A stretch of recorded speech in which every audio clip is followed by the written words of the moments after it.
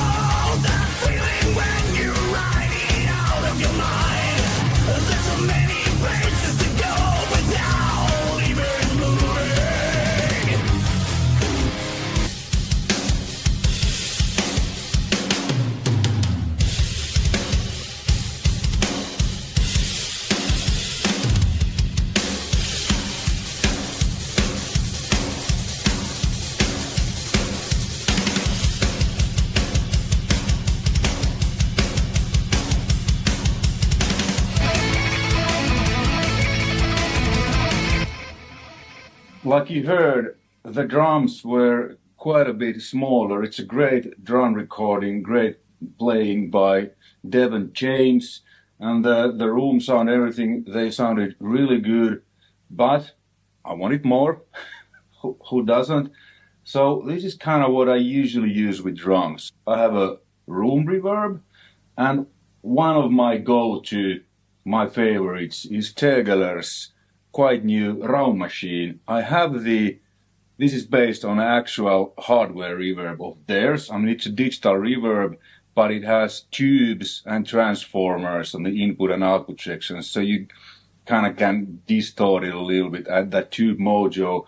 They've done really good work with this plugin, and the good thing with this plugin is I can now have the Raum machine, or the Raumzeit machine, like the hardware is called, on many different occasions, and it sounds really good. It's really close. The only thing is that if you want to have that tube kind of distortion mojo, you're not quite gonna get it. But in this mix, in this case, I didn't even want that, so I just use a plugin.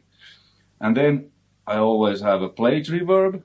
This Waves Abbey Road plate is my favorite plate, probably because I've been using it so long, so I know it. So, you know, if it works, don't fix it. It's a great plate reverb.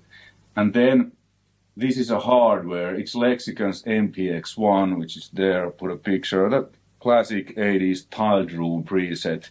And I have that only on kick and snare. So how I routed this is a kick I'm sending to all three reverbs. Tiny amounts, mostly the tiled room, the Lexicon. Then snare bottom to get that. Snare top is dry, snare bottom is... So I'm sending again a little bit of everything, mostly the tiled room.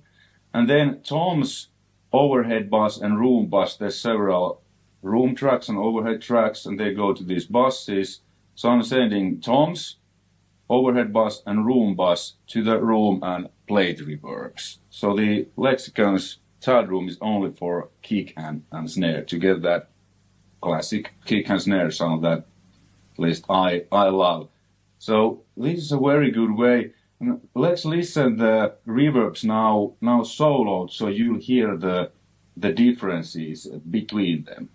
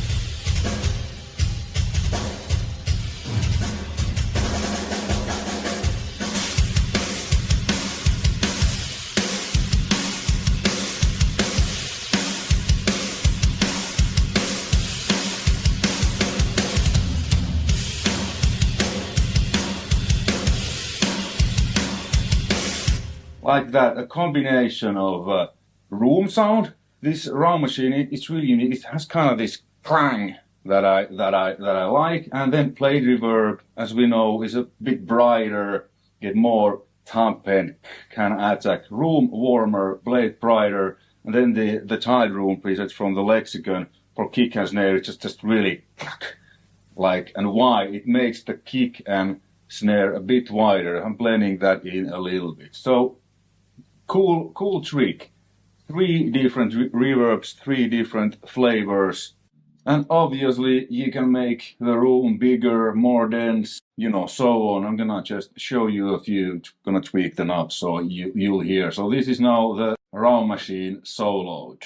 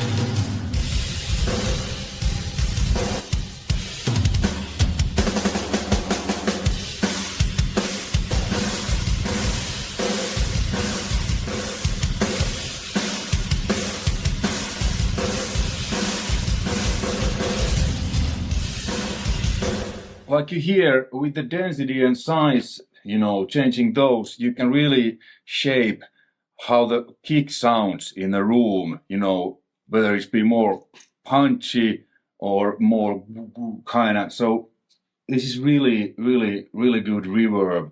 Doesn't change the density and the size, but not just those, but also how the actual drum kick sounds. So it's very realistic, depending what size room, how dense it is, especially, hopefully you heard, it affects the sound of the kick drum quite a bit. Then let's see guitars, because heavy rhythm guitars, I use reverb a lot on those, but I don't use it as like reverb that you notice. That I use it more like a room microphone, kind of room sound. So here's my rhythm guitar bass. Let's listen that. And then I'm sending a couple of things. I'm sending to Dimension D and to SPX 90 and to a round machine reverb, which is here. It's set like a EV guitar room. Okay, let's play the rhythm guitar solo.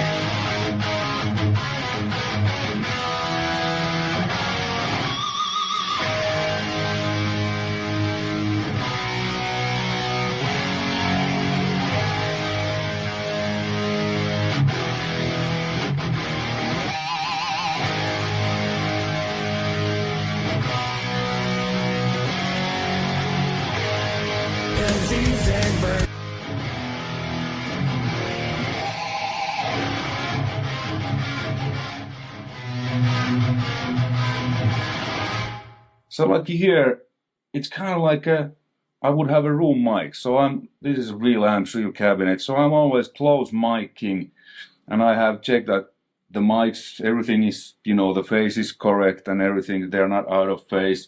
If I would put a room mic in there, that would be further away from the cabinets. It will mean that it would be out of phase with the close mics. Obviously, I could align that room mic to be in phase, here in the door, but this is way more easier, at least to me, that I use a good natural sounding room reverb, like the raw machine. I made a preset, so there's a little bit pre-delay, a little bit on the denser side, kind of medium size room, small amount of decay, so not reverb, really, really small, just kind of like a room sound. Mix is 100% because this is an aux send.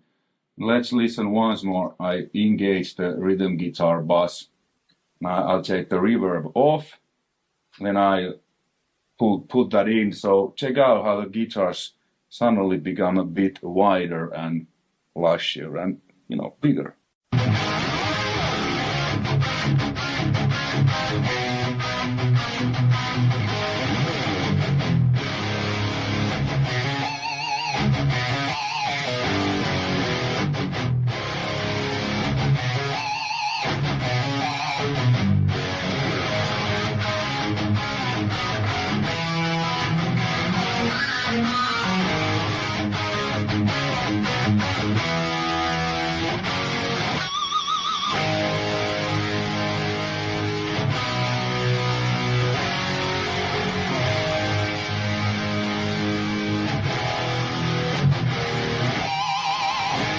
Impossible to fix the damage anymore. Cannot imagine a life with or without you. Oh, that feeling when you ride it out of your mind. There's so many places to go without even moving. So it doesn't sound like there's a reverb, at least to me. The guitars just become a little bit wider and fill the space more nicely. That's just two rhythm guitar tracks, left and right. Played with the, Marshall JJ Maynard with Bass SD1, of course. So this is a really good trick. For guitar room sounds, this is has become my absolute favorite room mic reverb for guitars. Alright, until next time, take care, all the best, see ya!